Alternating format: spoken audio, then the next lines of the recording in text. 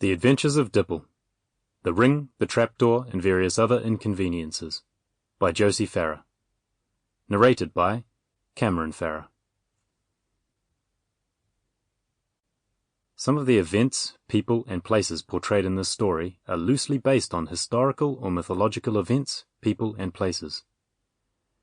This is a work of fiction and is not intended to give an accurate representation of the events, people, and places portrayed. Chapter 1. The Trapdoor of Time.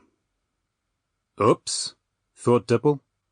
Someone, somewhere, sometime, is going to wonder how half a peanut butter sandwich wound up in their Weet-Bix. Bernadaea was right. He should never have made the door to the Trapdoor of Time the same as his great garbage guzzler. Wait, was that a glint of gold? No, no, no. He grabbed for the sandwich, but it was already beyond his reach. "Reverto volo!"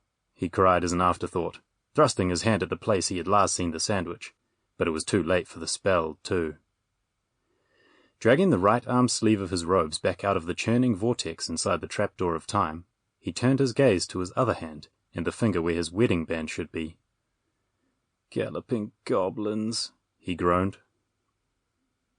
Dipple looked about the messy room, hoping.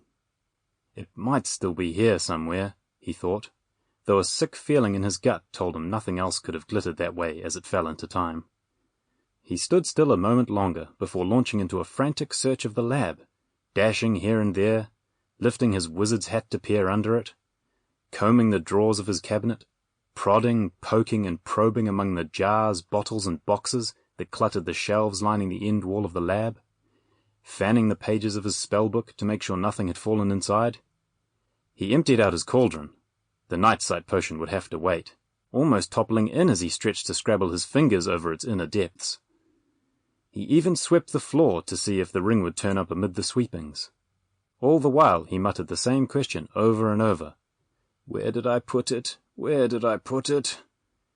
He'd meant it to be somewhere safe, but where?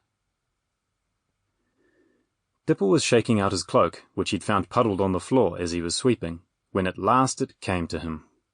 He slapped his hand over the topmost pocket of his robes, but, as he'd expected, it was empty.